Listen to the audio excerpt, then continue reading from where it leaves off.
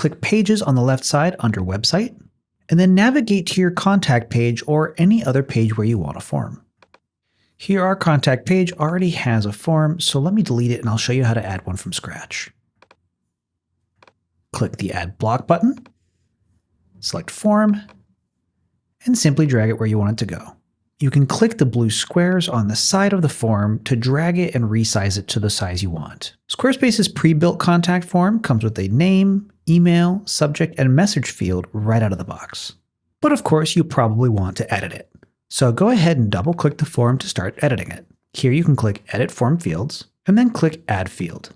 Squarespace has all the common field types: text, email, drop-down menus, checkboxes, dates, and more. Keep it simple though. The fewer fields you actually have, the more likely people are to actually fill it out. In my case, maybe I want to add a phone field. You can reorganize fields by clicking the 6 dots to the left and dragging them to a new location. You can click the arrow to the right of a field and change the label. For example, maybe I want to call this cell phone. And for each field, you can toggle on the switch to make it required or leave it off to make it optional. Now the important part, where do submissions go? Let's go back to the form settings, and then under the Storage tab, you'll see you can manage submissions and export form submissions. By default, responses are stored in Squarespace, and you can view them in your dashboard by clicking the Manage Submissions button. This opens in a new tab. I'll go ahead and close this out. But you'll probably also want email notifications.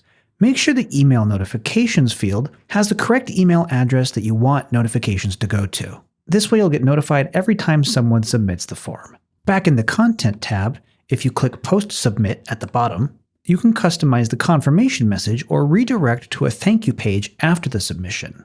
Keep the confirmation friendly. Something like, "Thanks for reaching out. We'll get back to you within 24 hours.